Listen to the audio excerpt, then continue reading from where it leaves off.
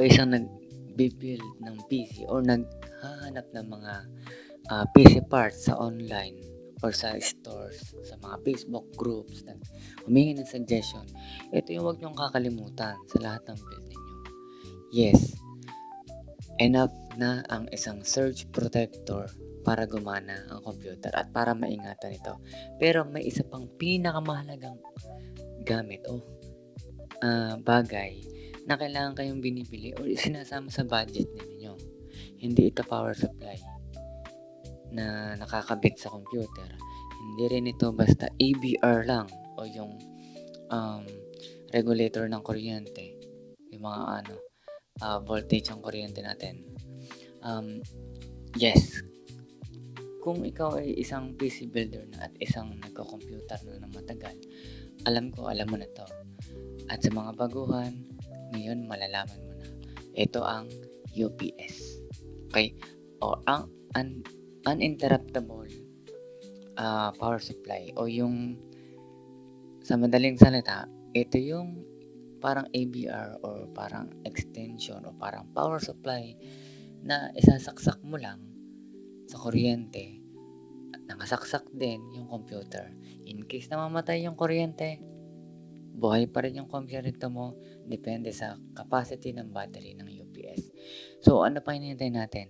Samahan nyo akong i-unbox yung binili kong UPS. So, ito guys, nung dumating sa akin to, napakabigat.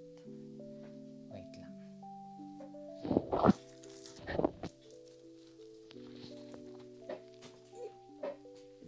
Guys, suko na ako ang bigat.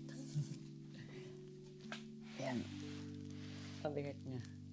As in, hindi ko alam ilang kilo. Pero tingnan natin. Uy, 12,000 grams. In fairness, no? Kung makikita nyo, ang ganda ng pagkakabalot. In fairness, no? Makikita nyo, ang ganda ng pagkakabalot niya. Talagang selyado. Dahil sisirain ko na yung plastic.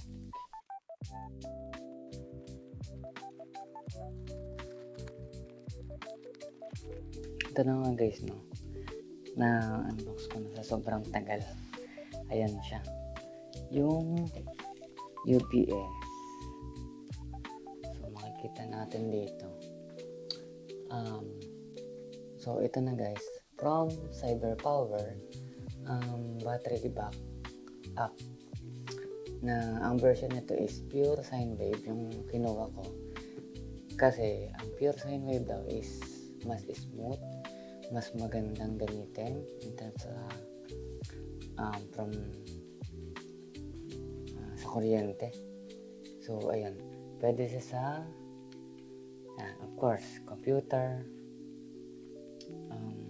NAS. Soon, mag-invest tayo niyan. For any Wi-Fi device, surveillance camera, game console, etc. Also, pwede rin to sa mga refrigerator. So, syempre, hindi ganun katagal. May ano lang siya. May duration lang. Gano'ng katagal. Pwedeng magamit. Pasilip ko na sa inyo guys yung work area. So, ayan yung pinakang table ko. So, ayan yung bago kong computer na build at hindi pa siya tapos i-setup kasi magki-cable management pa ako. Tapos, of course, ito. Yun yung UPS natin. Tapos ito kasi may plano ako ilipat sa kabilang side. And ito yung mga gumagana ngayon sa AVR ko. Yan. Yung sa camera. Tapos yung computer and monitor. Tatlo yun actually. Ayun yung isa. So, yun. And ito yung sa audio interface. So far, yan yung mga paggagamitan ko ng UPS. Pero, natagdagan ko pa syempre. Yan. Siguro, check natin yung pinakang backside niya. para mas makita natin yung image ng pinakang gagamitin natin web test na to.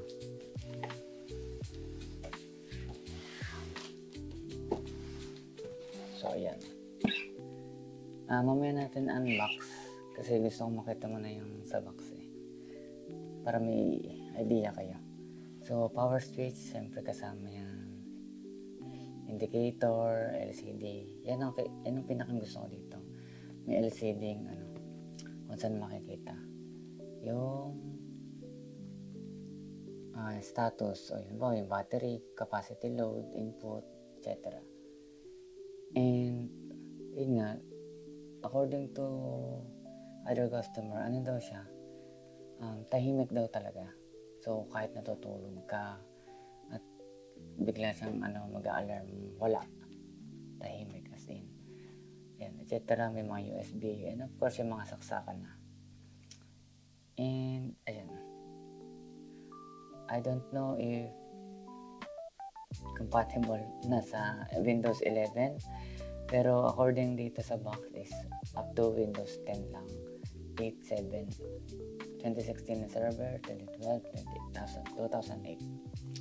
So, Windows 10, okay pa tayo dyan. Pero kung Windows 11, let us check. Kasi ako, I have plans na maging Windows 11 yung gagamitin ko PC.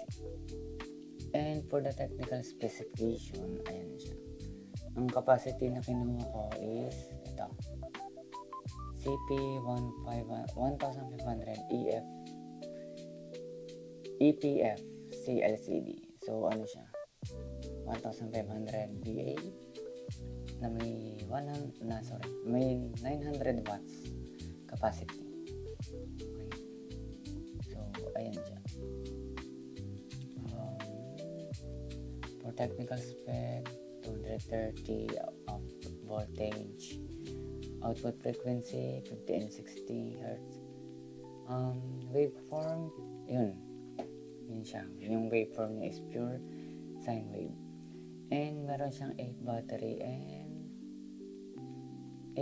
and surge protected outlet. So, ayan, 8. So, nakalagay dito, ang estimated is 9.9 kilogram. Pero parang hindi. Ito yun, yung 1.3. So, ito atin, 10.7 kilogram. So, hindi ako naniniwalang 10 kilos lang to. Actually, parang bigat talaga niya. And yung battery niya, merong charge time na up to 8 hours. And, yun. So, sabi na hindi ako naniniwalang 10 kilograms lang siya. Dahil, ang pinaka-ano niya is 5.9. So, kung ko lang 13 pa pala. Napakabigat niya talaga, guys. Nung dinala sa akin to, nung dineliver sa akin, so tricycle, diba? So, nung nakita ko, maliliit lang yung mga karga. Baka maliit lang din. Nung inabot na sa akin, sabi ko, hala, ang laki pala. Tapos, yung pagkaabot niya sa akin, talagang babagsak ako sa payat kong to eh. Babagsak talaga ako. Sabi ko, ang bigat pala. Ayun. So, binaba muna namin bago ko ulit binuhat. Kasi, ayan. Pag nakita niyo yung item, sige, buksan na natin. Medyo off lang ako dito sa tape kasi parang nabuksan na nila. Pero kung binuksan for testing, okay lang sa akin. Pero kung gamit na nila to, ibang usapan na.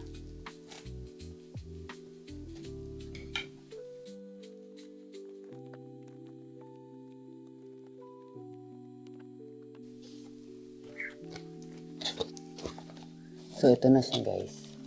Medyo mahirapan akong buhatin na ganito ko siya alisin kasi mabigat. So, gagawin ko ganyan.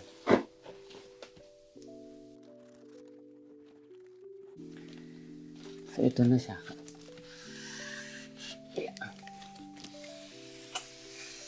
Guys, di talaga biro yung bilet niya.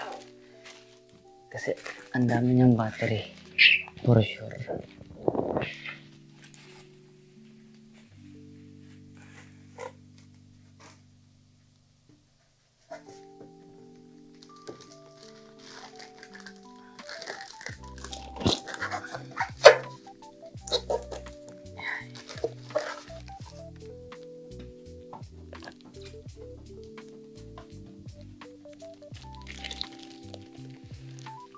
And at last. So ito na yung UPS. So ito na yung UPS. Check muna natin to. May kasama siyang, of course, power cord. Kailangan kasama yan. And ito siya. Then tatlong pin. Tatlong pansaksak. Ganda na may may protector pa. Ganda yung sa laptop eh. Next,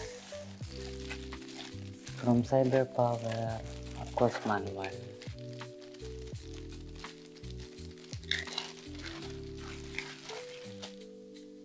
May USB-B, type B. Kalimutan ko, pero alam ko yun. Ito yung parang sa printer.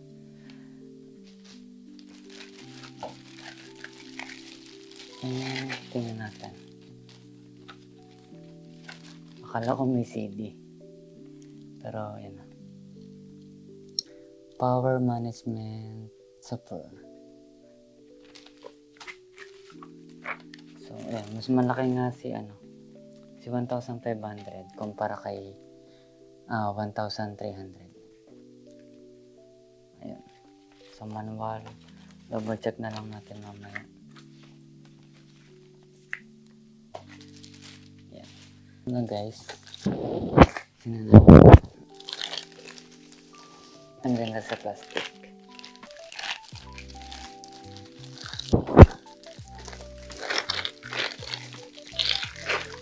Sobrang balot. Balot na balot siya.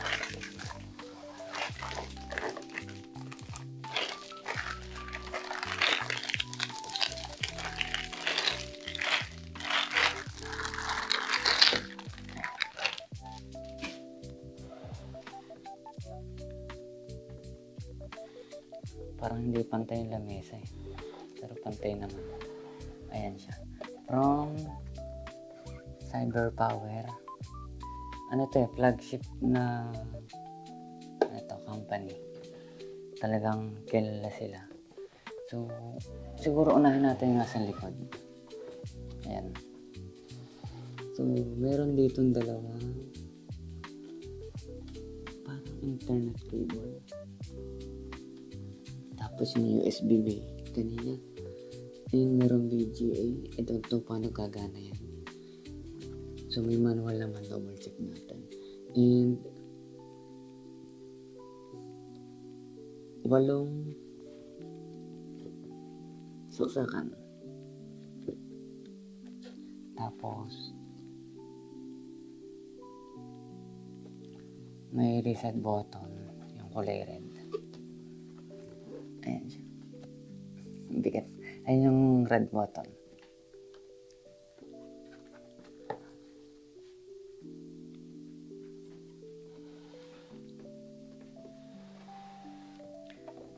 So, tingnan mo natin yung harap. Ayan. Sa harap, of course, merong power button. Then, may button for display, for silence alarm. Ito pala yan. Control. Tapos yung LCD niya, for sure nandito siya. Ito, yung tinatakpan ko. Hindi siya visible kasi naka-off. Wala ring marka kung saan makikita yung screen. Ayan, CyberPower. Tapos dalawang USB. Ayun lang yung mga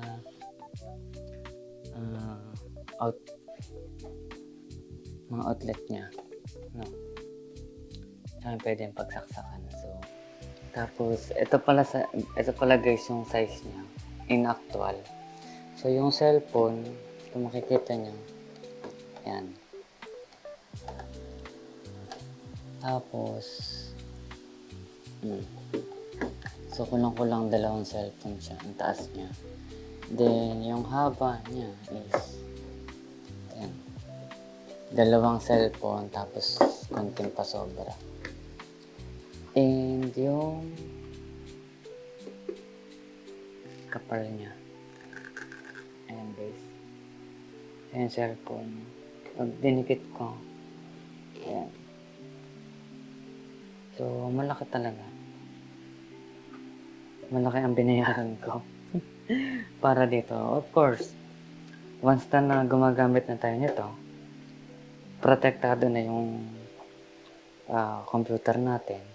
Kasi ito, ang gamit ko nga rito is AVR lang. So, pag namatay ang kuryente, wala na. Patay na rin yung computer.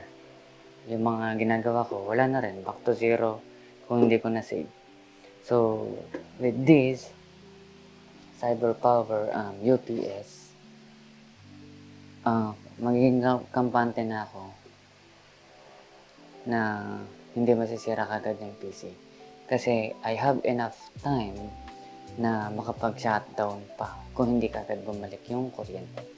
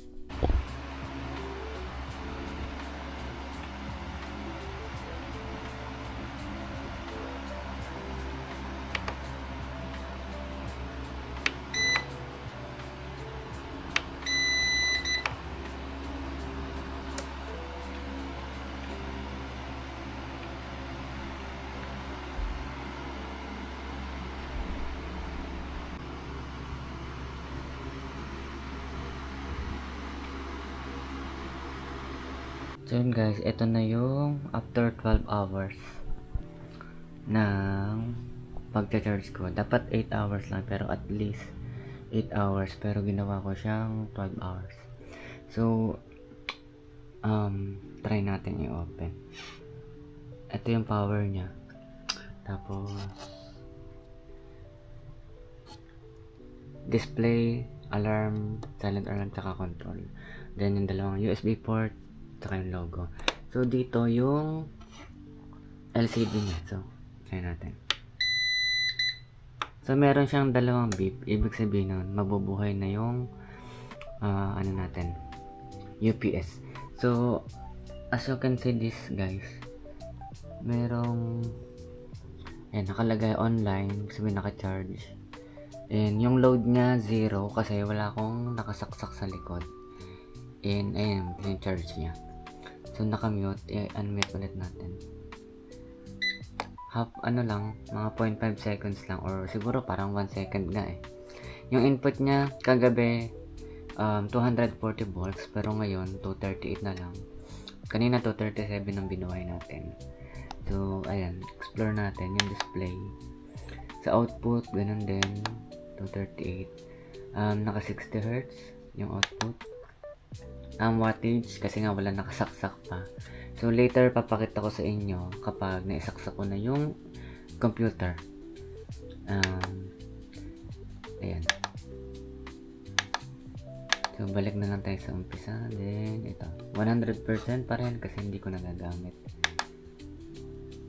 Yan. Estimated runtime 257 minutes.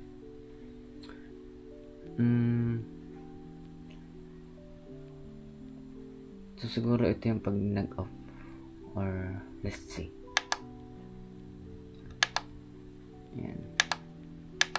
Balik tayo sa input.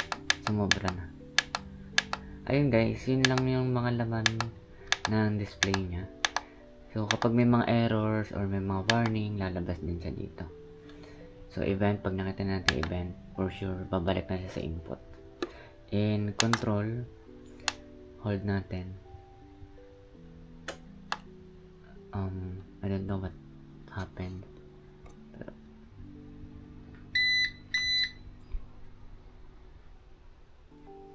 So, I think nag-try siya. So, naka-battery mode yata.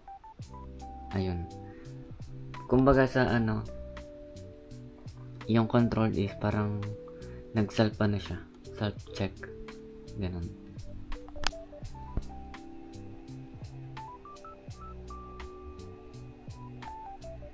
And here naman guys, sa likod, I don't know kung maririnig niyo yung parang fan. Meron siyang fan sa likod, sa loob. So, parang nagko-cool siya. So, ayan. Yung red dyan is yung reset button. Tapos yun yung 8, yung 8 na saksakan. And USB, ito palang USB na to. Ayan, pwede siyang isaksak sa computer para meron siyang software na ma-open din doon. Ayan. So, for the meantime, ayan, isa-set up ko muna yung computer tsaka itong UPS. Then, ayun, as progress by, syempre ipapakita ko sa video nangyari. So, wait lang.